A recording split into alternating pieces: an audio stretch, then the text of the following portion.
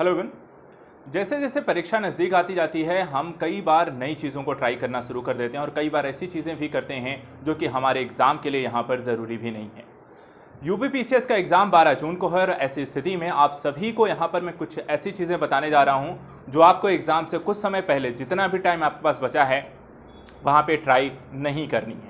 इन चीज़ों को ध्यान में रखिएगा और इन चीज़ों को अगर आप ध्यान में रखेंगे तो आपके पास जितना भी समय बचा है आप उनको सही तरीके से यूज़ कर रहे होंगे और सही जो रिजल्ट आपको मिलना चाहिए वहाँ पर आपको कोई समस्या नहीं आएगी। तो यहाँ पर एक चीज़ जो करनी है, पहली चीज़ तो आपको देखिए, जो मैं बातें कह रहा हूँ बहुत सिंपल सी चीज़ें हैं, लेकिन आपको यहाँ पर बिना किसी स्ट्रेस के आपको बस फ्लो के साथ यहाँ पे आगे बढ़ना है। जिस तरीके से आप यहाँ पे काम कर रहे हैं, जिस तरीके से आप स्टडी कर रहे हैं उसको करते चलना है। 7 ऐसी चीज़ें जो आपको एग्जाम से पहले नहीं करनी है मैं वो यहाँ पर आपको बताने जा रहा हूँ बहुत ही कम समय में। बस ध्यान से मुझे सुनिएगा।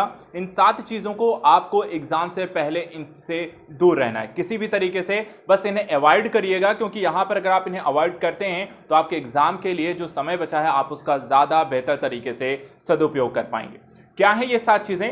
पहली चीज़ जो आपको एग्जाम से पहले नहीं करनी है, जो कि बहुत सारे बच्चे यहाँ पे करने लगते हैं और बेसिकली आप लगातार ही करते हैं, ऐसा नहीं कि आप एग्जाम से पहले करते हैं, आप हमेशा करते हैं, लेकिन एग्जाम से जस्ट पहले कुछ समय के लिए आप इनसे दूर रह सकते हैं। वो क्या है? वो है do not use social media.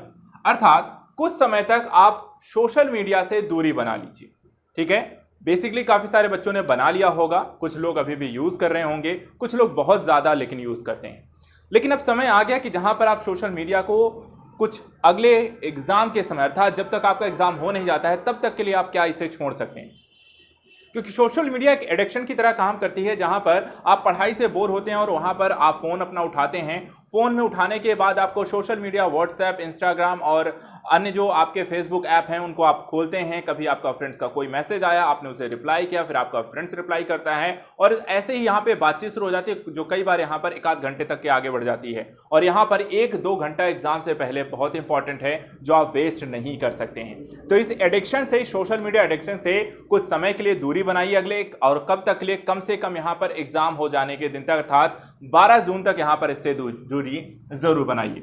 दूसरा जो काम यहां पर कई बार आप लोग करने लगते हैं वो है do not compare your preparation.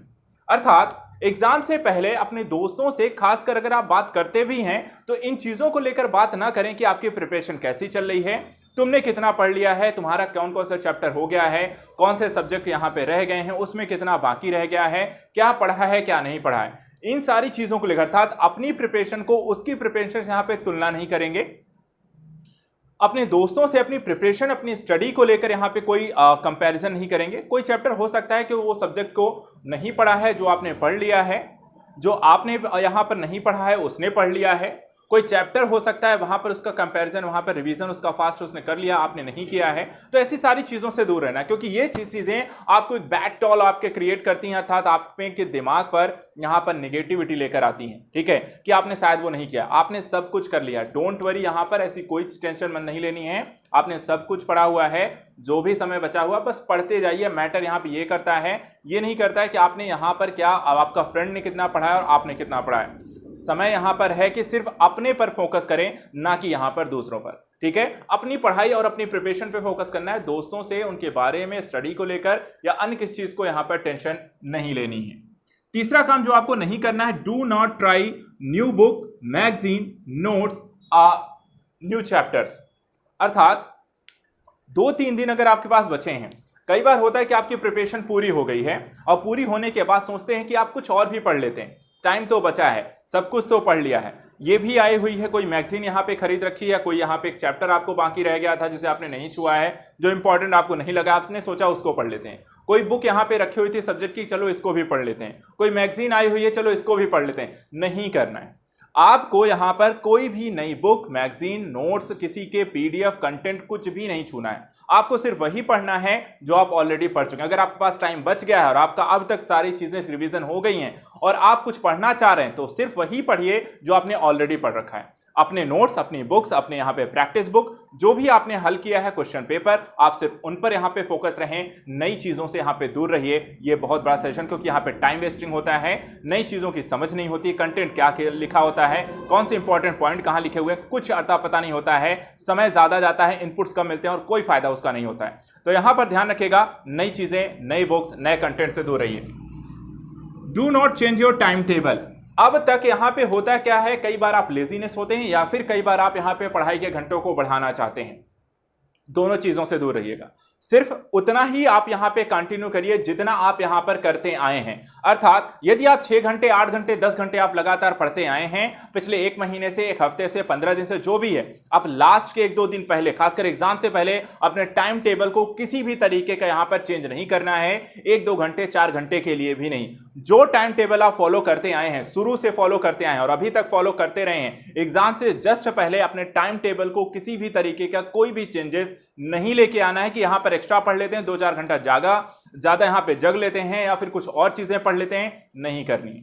क्योंकि ये चीजें जब भी आप टाइम टेबल चेंज करते हो तो उसका पूरा जो रूटीन होता है वो चेंज होता है। आपके पढ़ने, उठने, सोने, खाने पीने, हर चीज पे वहां पर उसका बैड इफेक्ट पड़ना शुरू हो जाता है और आपके एग्जाम पर वहां पर उसका प्रभाव आपकी बॉडी पर दिखना शुरू हो जाएगा। तो इसलिए यहां पर आपको कोई भी यहां पे टाइम टेबल अपना नहीं चेंज करना है, वो भी जस्ट एग्जाम से पहले।